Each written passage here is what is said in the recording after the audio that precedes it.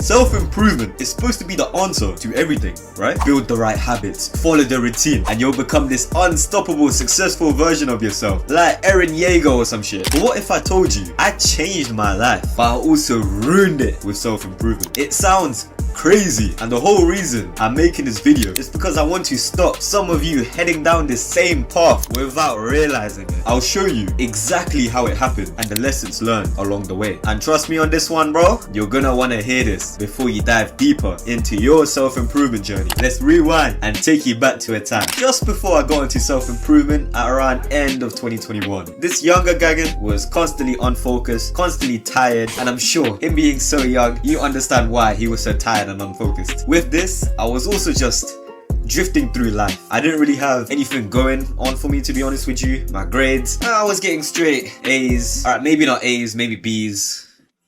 Alright, maybe not B's, maybe C's and D's, okay. So at this period, I went through a really bad breakup and I came across self-improvement, and it just seemed like the answer to everything at the time. I went all in on every tip I could find: morning routines, productivity hacks, and book summarizations as well, because obviously I didn't have enough money for the book, neither could I be asked to read the book, so I would just read the summaries of the book and just try to get the message. I was so new to this, so I figured let me absorb knowledge in any way I can, whether it was a book summary, whether it was a YouTube video, whatever it may be, even Instagram reels for that matter. So then gradually I started improving. My days started to become more and more productive. You know, I was starting to wake up early, I was starting to do those cold showers, I was starting to train, I was starting to meditate, I was starting to journal, bro. I was loving it. Life was good. At this point I felt unstoppable at first. Then the realization hit me. Why am I doing all of this? Why do I keep adding more and more tasks? I'm not even feeling satisfied now because I've set the bar so high. What is the point of all of this? But instead of stepping back, I was like,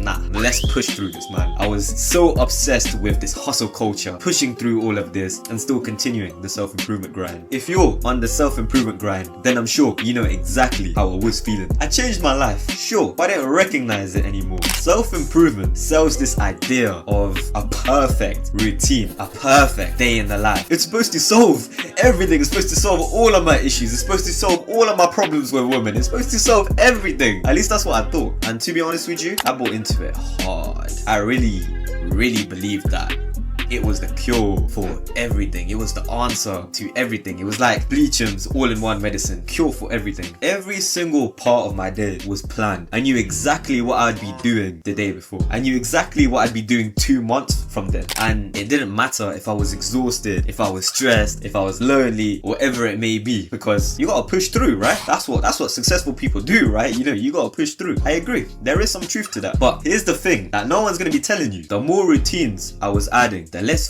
freedom I had. My whole life became centered about this image of perfect productivity, perfect day in the life. But what makes life wasn't there anymore for me. I was so obsessed with doing this at this time, doing this at this time, getting this habit done, adding more habits off, and the simple joys in life I stopped doing. I started missing out on the most basic things, such as eating dinner with my family, all because I wanted to be more productive, all because I wanted to work that extra hour, or I was at the gym at that period. I threw the basic things in life, the basic joys in life, out of the window just so I can have this perfect productivity plan. Another thing that ruined me was my obsession with tracking progress. I started measuring everything: my workouts, my diet, my sleep, how much I weighed. Don't get me wrong, it felt good at first because I was seeing improvement. At this point I was trying to lose weight, so seeing improvement that, oh, you know, I'm losing 0.1 kg each day, for example, it felt good. But slowly it turned into this endless chase where I was never satisfied. Always wanted to go on the weighing scale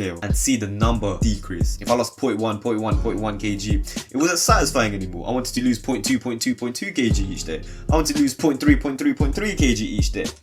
It was never satisfying to me. I'm sure you can relate to an extent. Have you ever felt like no matter how much progress you're making, no matter how many boxes you're checkmarking, it's never enough? That's exactly where I was. I stopped celebrating goals because I was too focused on my next goal. If I hit one target, I would increase the bar to hit the next target. It was exhausting, and at some point I'm thinking, is this even worth it? Am I making any progress, or am I just spinning my wheels every single day? Like, what am I doing now? Here's the unexpected part. I lost touch with what I actually wanted. When you're deep into self-improvement, it's easy to get carried away of the idea of what's perfect, of the perfect routine, and eventually it got to a point where I'm chasing goals that weren't even mine. I was chasing some other guy's goals. I was chasing the goals that were shown to me on Instagram Reels and YouTube Shorts. I wasn't living my life. And the one thing you have to do, and this one I learned from Central C, is that you have to live yours. You have to live your life, not someone else's. You can't lose yourself in the journey. For me, I started living someone else's life. I became this self-improvement version of me, sure, but it wasn't true to me. It wasn't my goals. It was someone else's perception of success. It was someone else's routine. So, 𝐾𝐿, how did you turn it around? What did you do? I started letting go of the routines and habits that weren't for me, even if they were supposed to be productive and, you know, increase your productivity by 10 times or some other bullshit like that. I stopped filling every moment with tasks, every day with tasks, and finally allowing myself time to just experience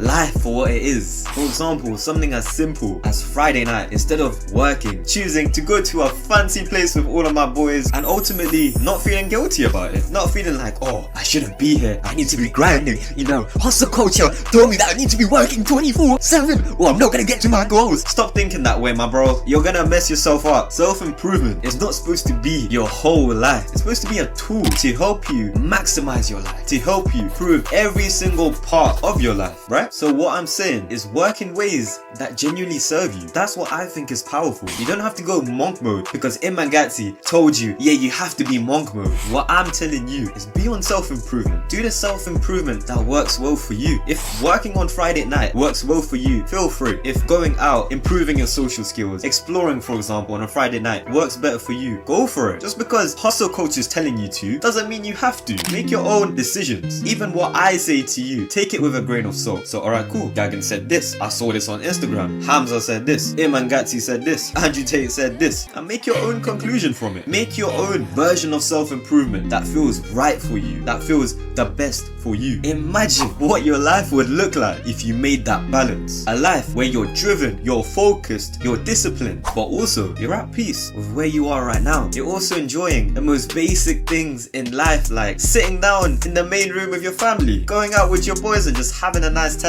Essentially, a life where self-improvement doesn't rule you. You rule self-improvement. Self-improvement's here to enhance the person that you are. What sort of parts of your life do you really want to improve on that other people are saying, oh no, don't improve on that, don't focus on that? So here's my challenge to you. The next time you're gonna be adding one more habit, one more goal, ask yourself, why? Ask yourself, is this really for you? Is this the areas in your life you want to progress? Or are you doing it just because Andrew Tate told you to? True, genuine growth isn't someone else's definition of success. True, genuine growth is your definition of what your ideal self looks like, of what your ideal self would do, of the skills, the qualities that your ideal self has. It's 𝐾𝐿, but you can call me 𝐾𝐿. If this video helped with you, if it resonates with you, make sure to connect with the channel. It really helps out. Other than that, thank you for watching, and remember, your decisions today will define your tomorrow. Catch you in the next one.